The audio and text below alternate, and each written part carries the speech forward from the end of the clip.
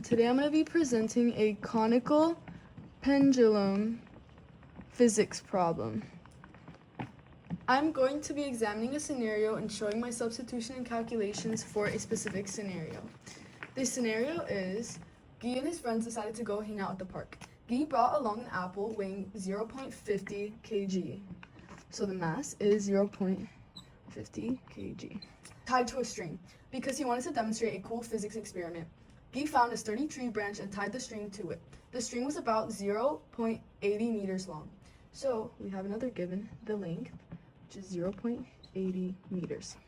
Guy adjusted it so that it formed a 30-degree angle with the vertical. So we have our angle as well, 30 degrees.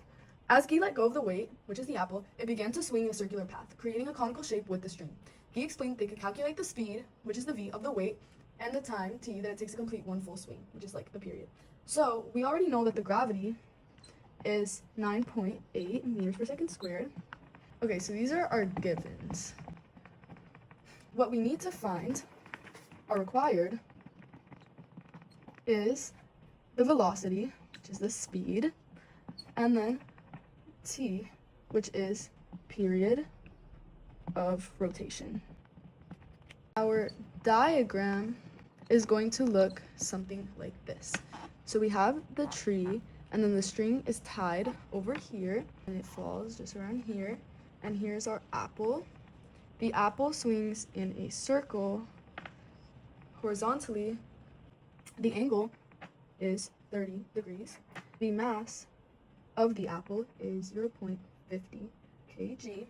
The length of the string is 0.80 meters. The vertical tension would be right here, t cos of the angle, and then horizontal tension would be towards the center, so t sin of the angle, and centripetal acceleration is also directed horizontally towards the center. You see. Okay, now we have to look at our formulas.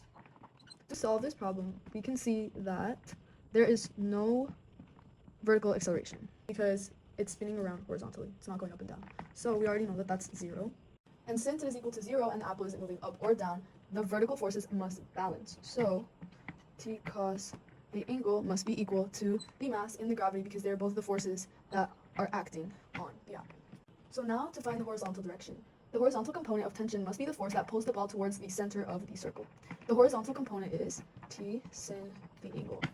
And we know that the only force that can act as a centripetal force is mass times velocity to the power of 2 over radius. So we must have t sin of the angle equal to mass times velocity to the power of 2 over the radius.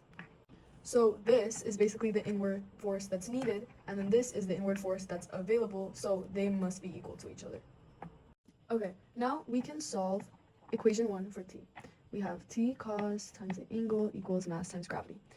If two things are equal, we can divide by cos of the angle, and then that gets crossed out here, so we just have t equals mg over cos times angle. Equation 2 is the horizontal force, the centripetal force, and we already found that, and this is it. Now we can replace t with the expression that we just found because they're equal. So instead of t, we're going to have here mg over cos theta. Okay, since we have m on both sides, cancel that out, and we are going to be left with the equation g times sin theta cos theta, or sorry, sine, equals velocity squared over radius. So that is our new equation right here. Since this right here is equal to tan theta, we can cross this out and just put tan of the angle here instead. And now we can just multiply both sides by r to just kind of get rid of that. I'm going to cross it out on this side, and now it's going to move over on this side. Now we're just going to be left with velocity to the power of 2 equal to gravity times radius tan of theta. And here, to get rid of this exponent right here, we're going to have to find the square root of both of these. We're going to be left with r is equal to length times sin times theta, so we can actually just plug that into the equation as well. So here we're just going to have gravity times L sin theta. Before we move on to plugging all of these things in, we also are going to need our period formula, which is one of the things that we also need to find, t. Okay, so distance is equal to 2 pi times radius. Velocity is equal to 2 pi times radius over period. And we can actually just solve for period by rearranging the equation, and we're going to have t equals 2 pi times radius over the velocity. So here is the formula that we are going to be using later on. To actually move on to our solutions, I'm going to first find the radius, which we said was length times sin times the angle, which is 30 degrees. From that, we are going to plug everything in, and we are going to get 0.80 times 0.5 equals 0.40 meters.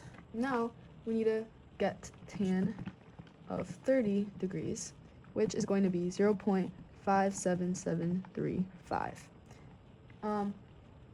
We need to plug that into velocity squared equals gravity times radius, tan of theta.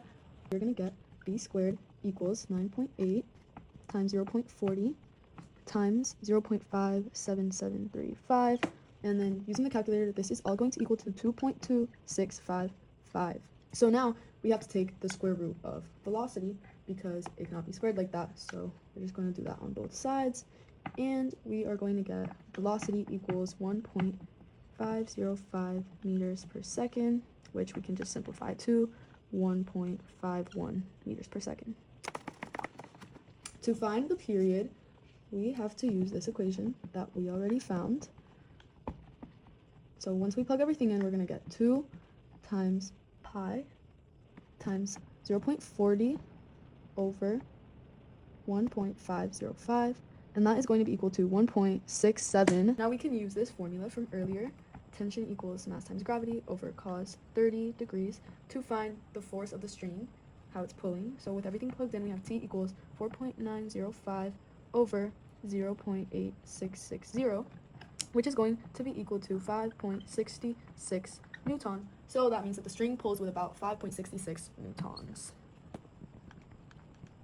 In conclusion, we have found that in this conical pendulum, the upward part of the tension balances the weight, and the sideways part provides the centripetal force that makes the mass move in a circle. We got a speed that was equal to 1.51 meters per second in a period of 1.67 seconds. The tension in the string is about 5.66 newtons. So yeah, that is my conclusion, and I hope you enjoyed. And yeah, thank you for watching.